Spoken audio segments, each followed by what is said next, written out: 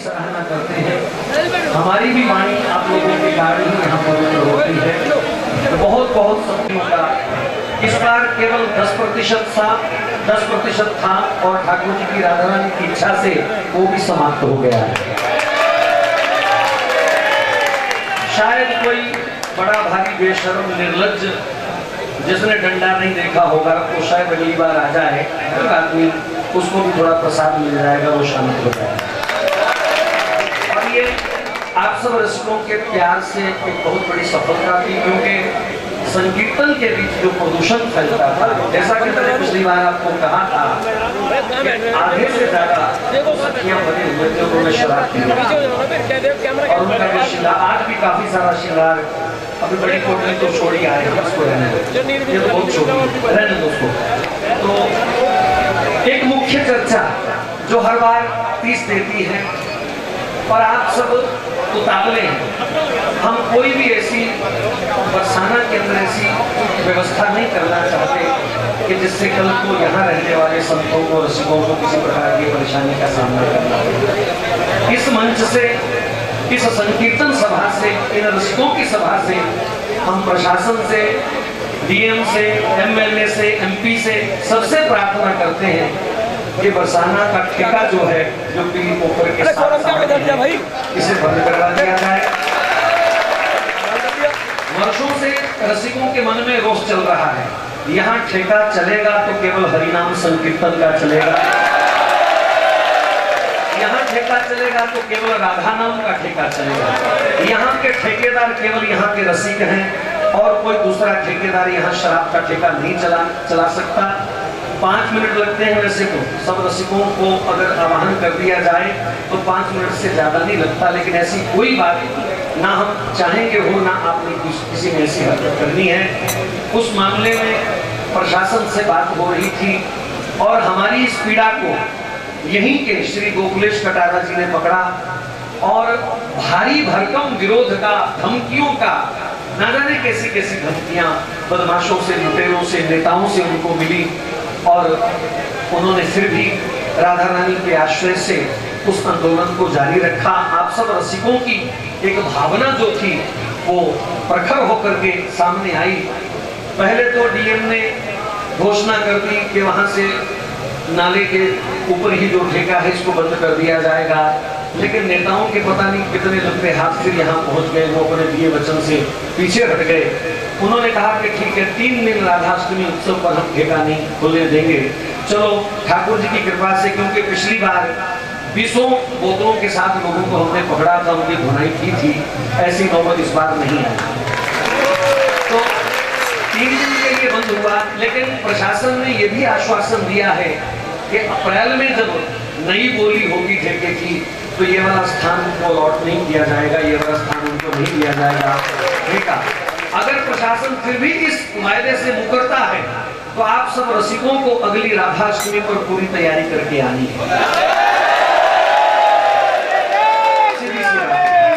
क्योंकि एक तो बरसाना की सीमा, दूसरा शिवालय की दीवार के साथ, ये कितना बड़ा कलंक है हम रसिकों के लिए।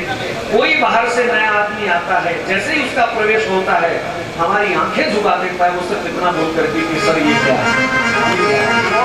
मैं गोकुलेश जी को अभिनंदन देना चाहूंगा, इन्होंने हमारी सबकी भावना को, आवाज को बुलंद किया और इस आंदोलन को ये चलाए हुए हैं। राधा रानी की कृपा का आशीर्वाद व्यासपीठ से और इस पवित्र संकीर्तन के रसिकों की अंतरंग भावना से इनके लिए शुभकामना देता हूँ। लाडली जी को और हिम्मत दे, केवल बरसाने का ही नहीं, व्रत 84 कोस के ठेके बंद करवाने में इनका महत्वपूर्ण स्थान है और इनको खूब बल मिले। और एक और बढ़िया बात है, हमारे प्रधानमंत्री जी ने घोषणा करी थी कि हमारे सरकारी स्कूलों का उत्थान तभी हो पाएगा जब हम अपने बच्चों को वहां भेजेंगे। जितनी डोनेशन, जितनी फीस हम अंग्रेजों के स्कूलों को, विदेशी स्कूलों को, ईसाइयों के स्कूलों को देते हैं, अगर उससे आधी से आधी फीस भी अगर सरकारी स्कूलों में, चलो फीस ना भी दे, केवल अपने बच्चों को ही हम वहां भेजने लग जाएं, तो 2 दिन में उन स्कूलों का जो सुधार है वो हो सकता है। लेकिन ये गोखलेश जी एक ऐसे शख्स हैं जिन्होंने प्रधानमंत्री की आवाज को सुना और तुरंत अपने बच्चों को कॉन्वेंट से हटा करके सरकारी स्कूल में भर्ती कराया। और आप सबके लिए एक प्रेरणा की एक बात है। देखो, भारतीय संस्कृति का, सभ्यता का कल्याण हो, उद्धार हो, इसके लिए आप सभी जिम्मेवार लोग हैं। इस पवित्र धरती पर हमेशा संकीर्तन नाम रसधारा के अंदर हमने कभी आप सबसे इस प्रकार का कोई आह्वान नहीं किया, लेकिन समय की मांग है। पूरा विश्व जो है वो हिंदुस्तान को फटी आंखों से, जली आंखों से देख रहा है इस समय, जली आंखों से। क्या वो आतंकवादी, क्या वो पड़ोसी, कुत्ते जैसी शक्ल है पाकिस्तान की, छोटा सा देश है, कुत्ते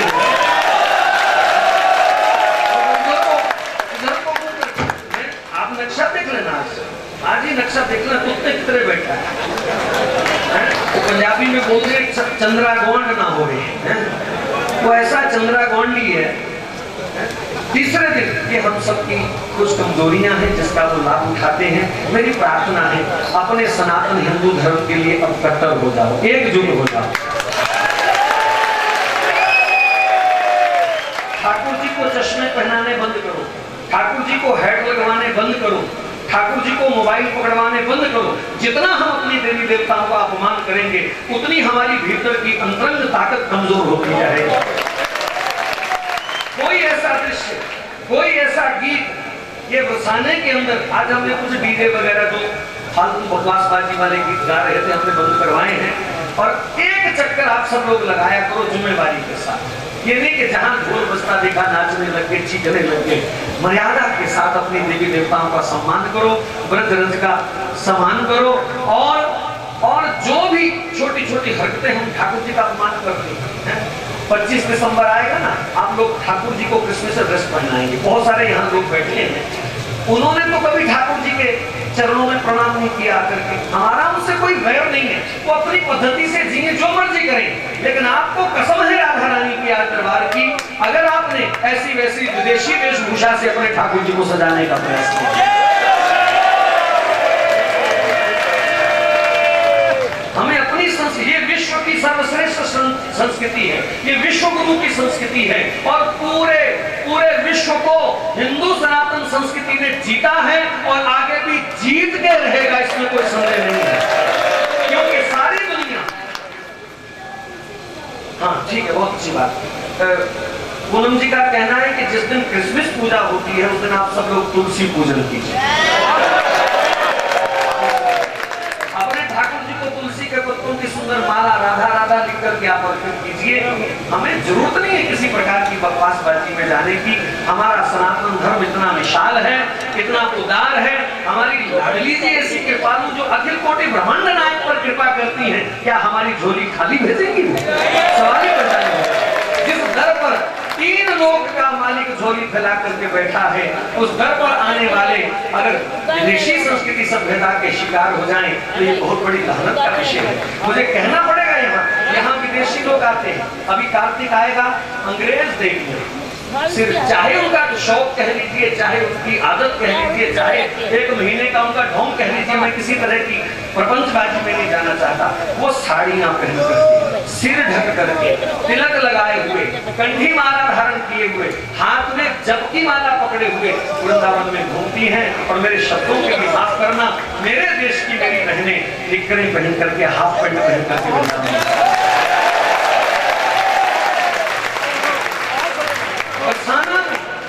किसी कथा में जाओ, किसी कीर्तन में जाओ। देखो, वैसे ये ताली बजाने का विषय नहीं था, ये गाल पीटने का विषय था।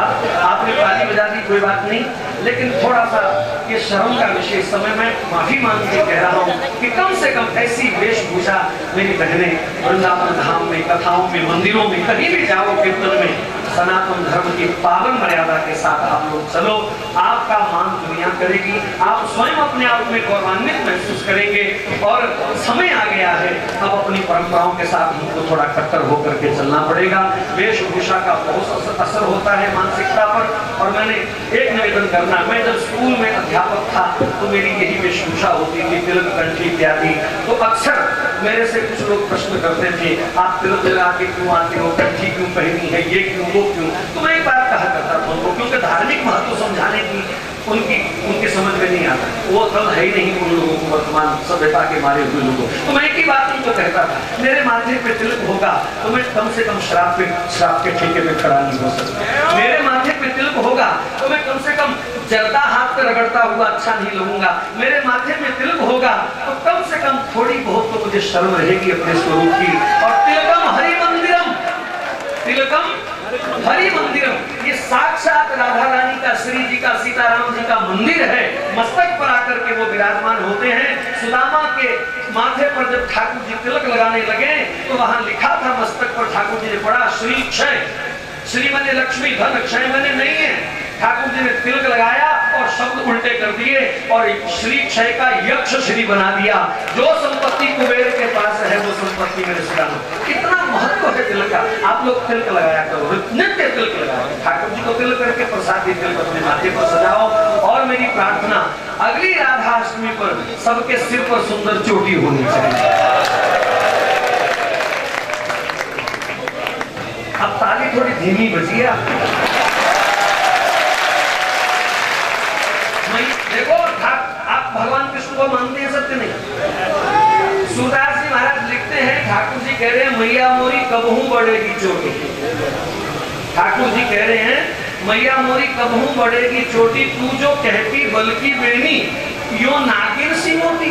दाऊ जी की चोटी थोड़ी मोटी थी, ठाकुर जी की चोटी थोड़ी कमजोर थी।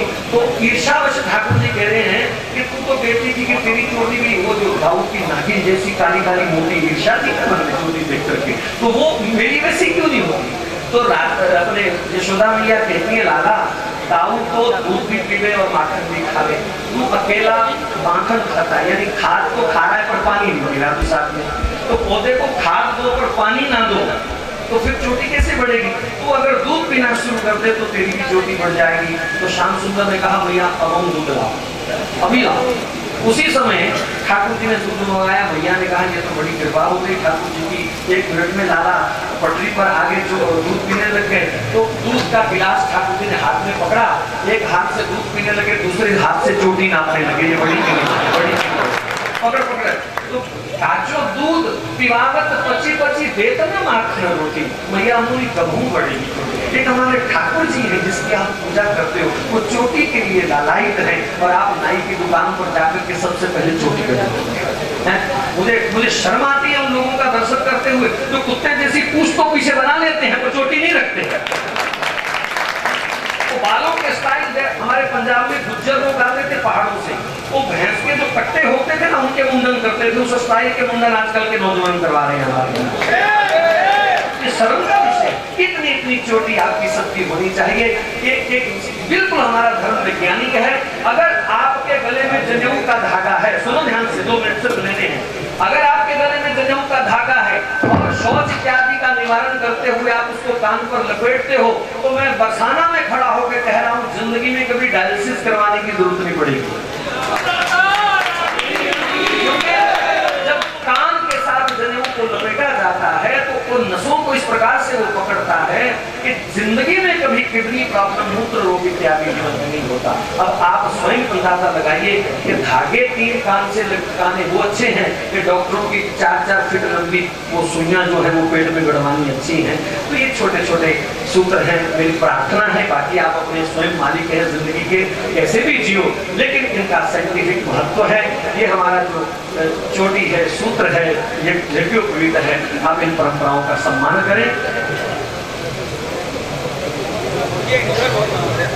हाँ, बस ज्यादा चर्चा ना करते हुए किसी भी अपने त्योहार का मजाक ना उड़ाएं। व्हाट्सएप के ऊपर बहुत हमने पढ़ा, राखी आ रही है, कोई वस्तु मिले तो ध्यान से हाथ रखियो कहीं उसमें राखी ना हो। जन्माष्टमी के ऊपर ठाकुर जी के लिए व्यंग कसे जाते हैं, क्या क्या शब्द मैं बोल नहीं सकता यहाँ पर। हम लोग क्या कर रहे हो? इसलिए ऐसे लोगों का मुंह तोड़ जवाब दीजिए। एक आध को थोड़ा प्रसाद मिल जाएगा तो अपने आप शांति हो। इसके पीछे बहुत गहरी साजिश चल रही है। विदेशी कंपनियां, विदेशी फोन के जो मालिक हैं, विदेशी जो ओडा वगैरह फोन है, इन्होंने कुछ ऐसे आदमी रखे हुए कि एक आध बात प्रसारित करने के लिए मैसेज बनवा लेंगे, 5 मिनट में उनकी करोड़ों की कमाई हो जाती है और सनातन धर्म के देवी देवताओं का खुलेआम अपमान हो जाता है। हम लोग सोचते नहीं है, ऐसी सब बातों का ध्यान रखें। ये रस अखंड बना रहे, ये रस अक्षुण्ण बना रहे, इस रस की धारा निरंतर बहे, उसके लिए वैसा प्लेटफॉर्म भी होना चाहिए। सीधी सी बात है, दूध रखना हो, सब्जी रखनी हो तो साफ बर्तन चाहिए। हरिनाम संकीर्तन को, नाम रस को बरसाने की इस पावन समितियों को अगर हृदय में सुरक्षित रखना है तो हृदय मंदिर भी पवित्र और पावन होना चाहिए। अगर सब्जी मैले बर्तन में खराब हो सकती है, दूध मैले बर्तन में खराब हो सकता है, तो हरिनाम राधा नाम रस भी मैले मन में, मैले संस्कारों में खराब हो सकता है। इसलिए निरंतर अगर शांति की चाह है तो आप लोग इन सब बातों पर जरूर अमल करना। मैं फिर कहूं, मालिक आप हो अपनी जिंदगी के, लेकिन हमारे ऋषियों ने बहुत मेहनत करी है इस धर्म को बचाने के लिए। हमारे गुरु गोविंद सिंह जी महाराज के 4 छोटे छोटे साहिबजादे इसी संस्कृति के लिए कुर्बान हुए। 8 वर्ष का वीर हकीकत राय 8 वर्ष का बालक था, उसने गर्दन कटाई पर चोटी नहीं कटाई, उसने चोटी नहीं कटाई उसने। तो उन वीरों की कुर्बानी को याद करते हुए मेरी इस प्रार्थना पर जरूर आप गौर करना और राधा रानी की कृपा सदा बनी रहे। आप सबके लिए बहुत बहुत शुभकामना।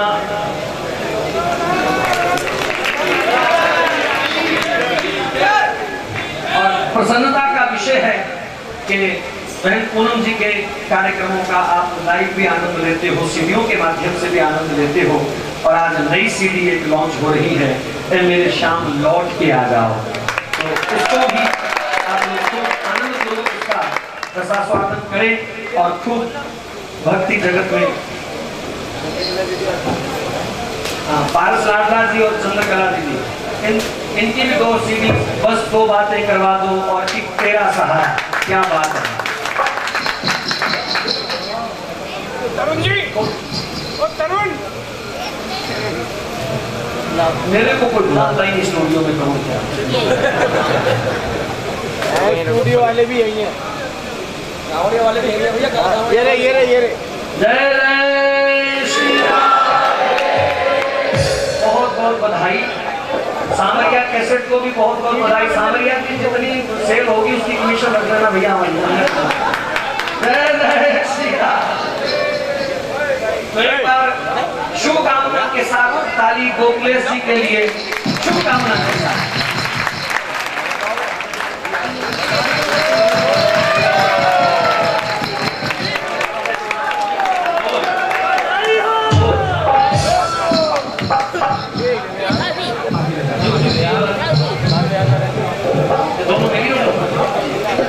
बहुत बहुत धन्यवाद। आनंद ले।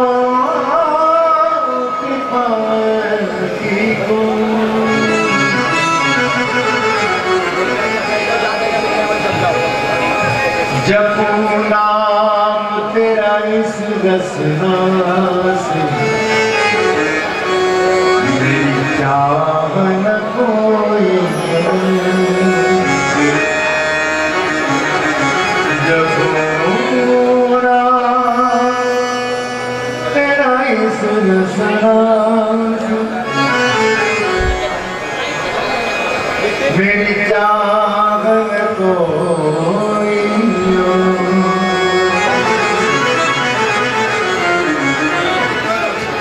सुख तेरा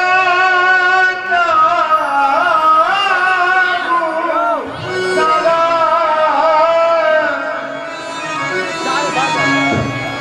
सुख तेरा चाहूं सदा अपने सुख को छोड़ सुख तेरा चाहूं सदा अपने सुख को छोड़ बनी रहो मम प्रिय लागे मेरे हृदय में तेरी स्वामिनी तू के चरण पलोटत मैं तन मन धन सब बांधूंगी कबहू लगा अपने ही आंसू नैन सो जल ढारूंगी रूप मंजरी करना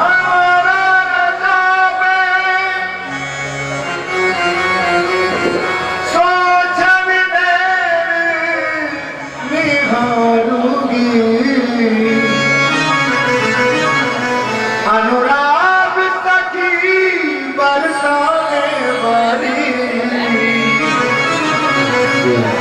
कब ये सुख में संभालूंगी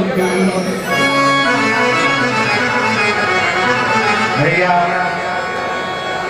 हमारे रवि जी ने बहुत कुछ कहा ठाकुर करे वो प्रैक्टिकल में आ जाए बाहर के मैखाने बंद हो जाए और ये राधा रानी का मैखाना खुला रहे आओ फिर इसी में शुरुआत करते हैं कि ये मैखाना